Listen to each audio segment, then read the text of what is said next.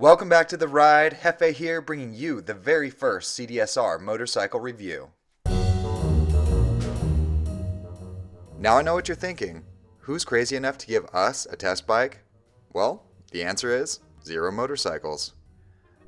However, they are familiar with our content, so before we could get our hands on this bike, they put a 520 chain kit on it, knobby tires, upgraded foot pegs, and handguards because they knew that we were going to be riding this bike until the Z's fell off.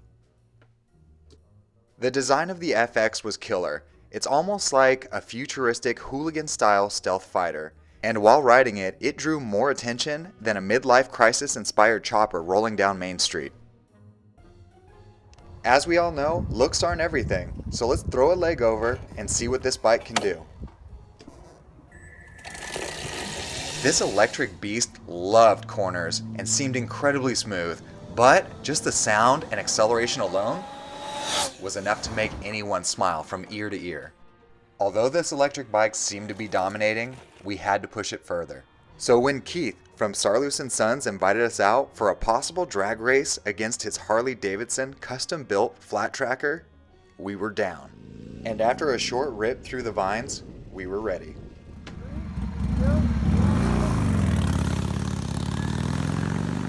And the Zero kills it off the line. With its ability to tap into full power and no shifting, there was a clear winner. But the Harley-Davidson was able to pull ahead once the speeds reached 85. This is due to the FX having a preset limitation and Keith's outstanding ability to run me off the road in corners. And now, my friends, it is time to get this bike dirty. Welcome to the off-road test. Our goal was to put this bike through every torture that we normally put our own bikes through on a weekly basis. And we quickly found out that it's not always fun being the guy following the Zero. After we all took turns riding the bike and obtaining bruises while following it, we were shocked to discover That's it. It moves. Yeah, it does. And it feels, for being the weight that it is, it carries it so low. It doesn't feel that heavy. Trust me when I say we were all surprised at the way this bike performed. Even the Showa suspension felt completely at home in the dirt and only bottomed a few times, allowing us to keep traction through most of the terrain we went through. Between the acceleration and lack of shifting, hills were not an issue. Not having to worry about what gear you were in really made corners easier as you had immediate access to your power at any time.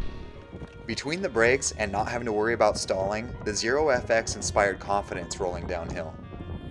Trail after trail, our riders hammered on this bike, and the FX handled everything we threw at it and seemed to come back for more. We pushed this bike far beyond what we thought possible. Even going through black diamond terrain, we were only really able to find one non-nitpicky shortfall. When planning a trip through gnarly black diamond trails on the Zero FX, you have to remember to do it on a cooler day, because once it reaches its max temperature, it regulates its own performance until it cools down again. This is also possible on the street if you're holding the throttle wide open for extended periods of time at maximum mile per hour, which of course we would never do because we're super responsible. After a thorough test, we're confident in saying the Zero FX will provide you with a whole different world on two wheels, and is perfect for the in-city commuter who wants to haul their bike to the trails on the weekends to have a great time.